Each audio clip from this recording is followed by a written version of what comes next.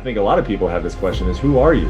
UFC 308 التي قدمت أفضل وأكثر النزالات إثارة في هذه السنة بالأخص بين حمزة شيمايف وروبرت وايتاكر، حيث كانت معركة من عالم آخر بين أسطورتين من أساطير الأمامة.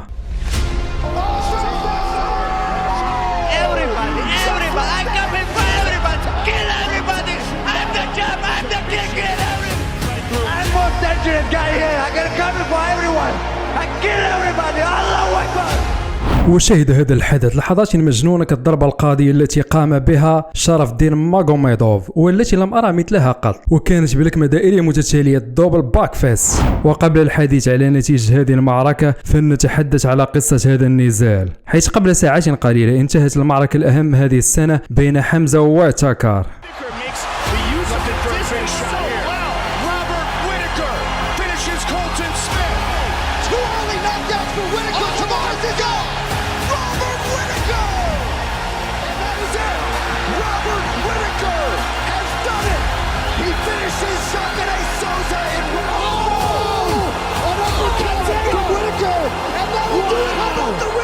حمزة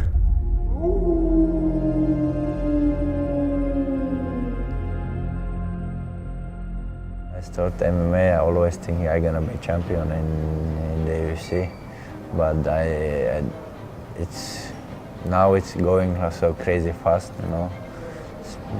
See, I was thinking it's gonna be like. ماذا نعلم عن المقاتل الشيشاني والذي قدم لليو اف سي قبل 4 سنوات، حيث قدومه للمنظمة وبدون مبالغة سطر بداية عصر جديد، عصر السيطرة والضجة الإعلامية والإنهاءات السريعة، وبذلك صعد شيمايف إلى مستوى آخر. Cage is my home. I like to be inside. I like to see my opponent, to see his face, to beat his face, eat him, you know, like I'm so hungry. So like everything I like that. وفي البداية كان هدف شيمايف هو إدهاش الكل وأنه يستطيع نزال أي أحد في أي مكان، وكانت هذه استراتيجية ناجحة رغم كثرة التصريحات، فهو أثبت ذلك في القفص بأداء مقنع والكل آمن به.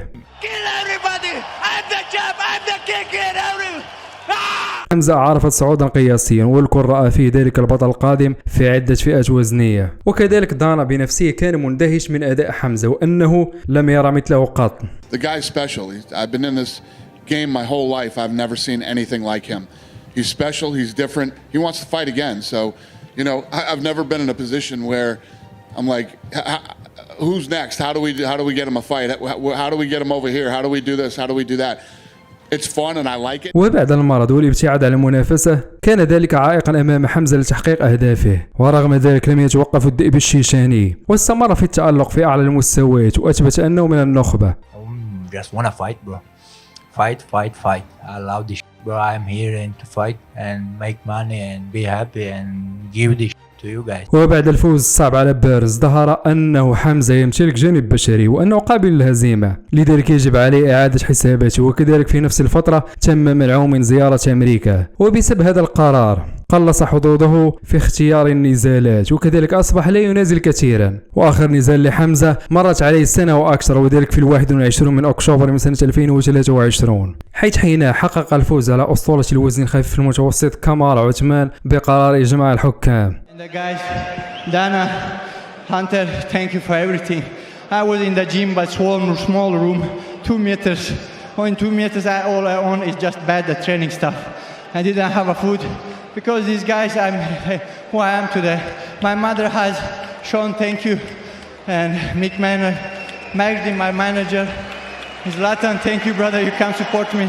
والآن استراتيجية حمزة تغيرت بشكل مطلق ليتطور بشكل أكبر ويطور لياقته، وكان من المفترض أن يقوم حمزة بنزالين ضد كل من باولو كوستا، لكن انسحب هذا الأخير، وكذلك ضد وايتاكر في حدث اليو اف سي السعودية، لكن تعرض لوعكة صحية. وقبل الحديث على نتيجة المعركة فنتحدث على منافسه وايتاكر. In this world I have fought for. I have grinded and fought my way tooth and nail to the position that I'm in today.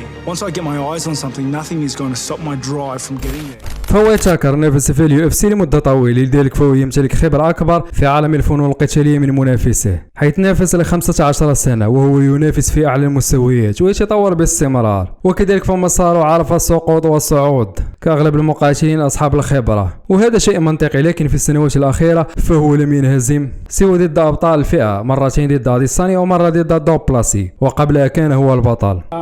You know, I'm going to go home and I'm going to rest. I've got my kids to see, I've got my wife to love, and you know, back to work. Nothing changes. If I would have lost, nothing changes. If I win, nothing changes. I go back to the work. I go back to my coaches. We get back to work and we prepare for the next one. ربما هذا التصريح صادق نوعا ما، حيث بعد الهزيمه ضد اديسانيا فهو لم ينهزم قط سوى ضد دريكس دوبلاسي، وغير ذلك فهو حقق نتائج مبهره وتفوق على جميع منافسيه بدون استثناء. Yeah, obviously I'm very happy with it. I always look like this after fights, like this show. Plus, I had a firefight with Costa, so you know it shows a little bit. I'm very more than the win itself. I'm happy with. I don't know. I'm satisfied with what I wanted to achieve, and I achieved that. وكان النزال المفترض ضد حمزة أن يحدث في السعودية في 22 من يوليوز. Bro, this one, Whitaker versus Hamzat Chimaev in Saudi Arabia. That one is gonna be fucking wild. That's a wild one. حيث كان نزالهما الأول مبرمجا في السعودية، والكل كان متحمس لرؤية هذه المعركة الدموية، وكان كل شيء على أحسن ما يرام. لكن بسبب مرض حمزة ألغي النزال، وحقق ويتاكر الفوز على إكرام أليسكاروف. ونزال ضد حمزة كان الليلة، ونتحدث على مجريات هذا النزال ولمن كانت الكلمة الأخيرة.